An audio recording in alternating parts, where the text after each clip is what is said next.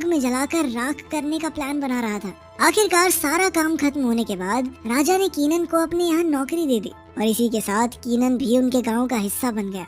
इसके बाद हम देखते हैं कि कल रात को जिन सिपाहियों पर मोरवीन ने हमला किया था, उनमें से एक की आंख खुली और उसने देखा कि वो चारों ओर लाशों से घिरा हुआ था, मगर उसी समय मोरवीन ने उसे भी बेरहमी से मार डाला। वहीं दूसरी ओर कीनन और फ्रेया उसकी झोंपड़ी में बैठकर सूप पी रहे थे तो कीनन ने अपनी जिंदगी का असली सच बताया।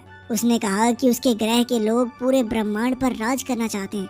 जब वो मोरवीन के ग्रह पर कब्जा करने पहुंचे तो उन्होंने जबरदस्त बॉम्ब धमाके करके उनकी सारी प्रजाति को खत्म कर दिया। फिर उन्होंने बचे खुचे मोरवीन्स का शिकार किया। इस फौज में कीनन भी शामिल था और इस खतरनाक मिशन पर जाने के बदले उसके परिवार को रहने की अच्छी जगह दी जानी थी।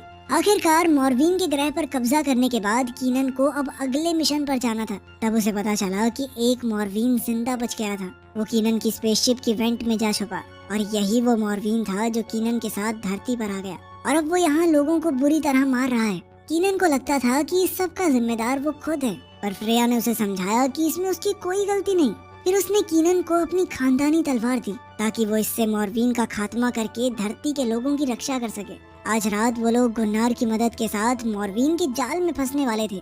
फौजियों ने गांव के दरवाजे खोले और फिर वुल्फ्रिक और कीनन बाहर निकलकर मोरवीन के आने का इंतजार करने लगे। उन्हें अंधेरे में ज्यादा दिखाई नहीं दे रहा था, इसलिए कीनन ने एक जलती हुई मशाल जंगल की ओर फेंक दी और तभी उन्होंने देखा कि मोरवीन तो बिल्कुल उनके सामने खड़ा था। तभी अचानक एक पादरी उसके सामने आकर खड़ा हो गया और उसने मोरवीन को भगवान के नाम पर वापस लौट जाने को कहा, लेकिन मोरवीन ने एक ही झटके में उसका सर धड़ से अलग कर दिया। ये देखकर वुल्फ्रिक और कीनन तुरंत भाग निकले ताकि मोरवीन उनके पीछे आकर जाल में फंस जाए। आखिरकार उनका प्लान कामयाब रहा और मोरवीन गड्ढे में जा गिरा, मगर बदकिस्मती से वुल्फ्रिक का भी पैर फिसल गया और वो भी गड्ढे में गिर गया। तभी अचानक बाहर के दरवाजे भी बंद हो गए जिससे वुल्फ्रिक अंदर ही फंस गया। इधर निशानेबाज सिपाही गड्ढे में आग का तीर मारकर धमाका करने ही वाले थे कि ऐन वक्त पर कीनन ने